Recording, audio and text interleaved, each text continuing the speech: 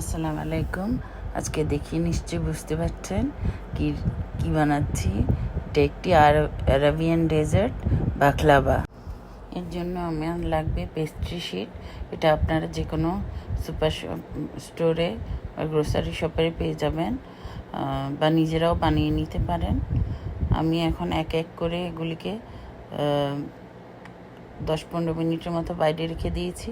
খুলে নিব part part করে। দেখুন কত সহজে এক এক করে খুলে যাচ্ছে। এখন যদি আপনারা বরফ অবস্থায় খুলতে যান তাহলে ছিঁড়ে যাবে। এখন আমি নিয়ে নিব প্রায় 500 গ্রামের মতো বাটার, কিছু পেস্তা বাদাম। তা আমি ব্লেন্ড করে নিব, আর বাটারটাকে মেল্টেড করে নিয়েছি।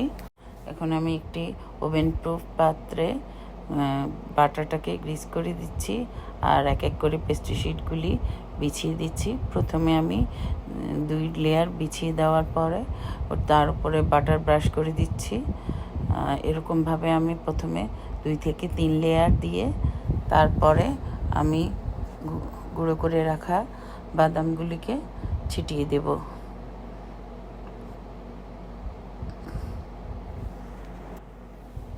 এভাবে গ্রিস করে আমি 3-4 লেয়ার দেওয়ার পর আমি এখন বাদাম গুঁড়ো ছিটিয়ে দিচ্ছি।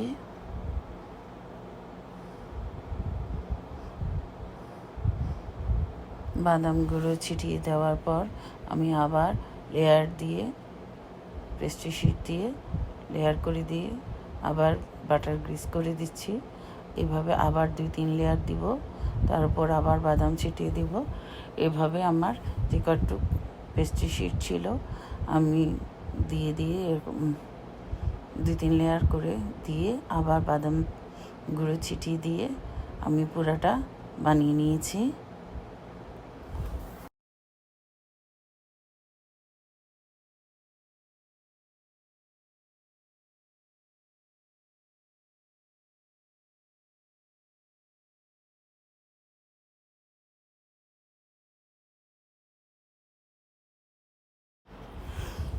এখন আমার সবগুলি লেয়ার দেওয়া শেষ। আমি এখন একটা ছুরির সাহায্যে সাইজ করে নিচ্ছি।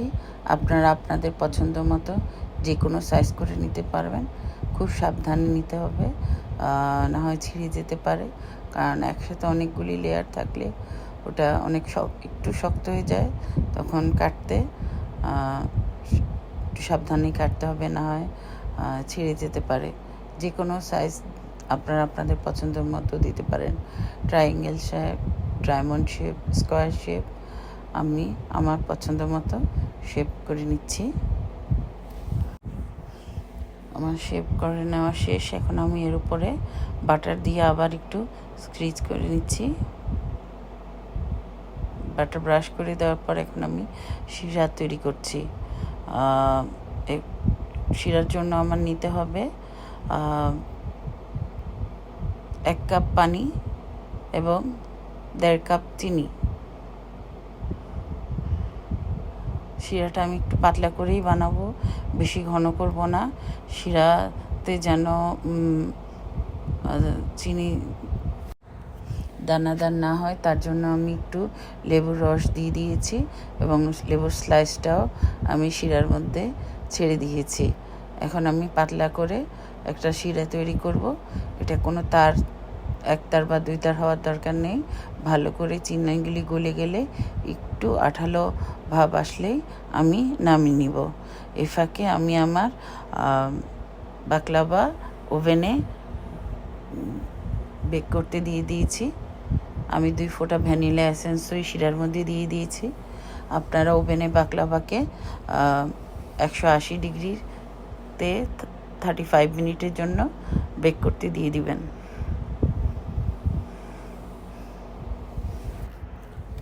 আমার শিরা প্রায় হয়ে গেছে। এখন আমি শিরাটা নামিয়ে ঠান্ডা করে নেব। যখন শিরাটা এবং আপনার বাকলাভা প্রায় 60% ঠান্ডা হবে, তখন আমি কুসুম গরম শিরাটা আস্তে আস্তে ঢেলে দেব। কারণ আমার অবশ্যই শিরাটা ঠান্ডা হতে হবে। গরম শিরার যদি আমি গরম বাকলাভাতে দিই তাহলে বাকলাভাটা নরম হয়ে যাবে আর সুন্দর ওই ক্রিসপি ভাবটা থাকবে না। হ্যাঁ, আর একসাথেই সব শিরা দিয়ে দিব না, আমি দুইবারে শিরাটা দিয়েছি। যখন প্রথমবার দিয়েছি শিরাটা যতটুকু সোপ করে নিয়েছে, তারপর আবার যখন একটু প্রয়োজন মনে করেছি তখনই আবার বাকি শিরাটুকু দিয়ে দিয়েছি। এখন আমি এর উপরে পেস্তা বাদাম গুঁড়ো দিয়ে গার্নিশ করে নিব সৌন্দর্যের জন্য। আপনারা চাইলে আপনাদের মতো যে কোনো বাদাম গুঁড়ো ভাজা দিয়ে এটাকে গার্নিশ করে নিতে পারেন। এই হয়ে গেল আজকের আমার বাকলাভা। আর আমি চেষ্টা করেছি সুন্দর একটা ঈদে একটা সুন্দর রেসিপি বানানোর জন্য, ডেজার্ট, আরাবিয়ান ডেজার্ট।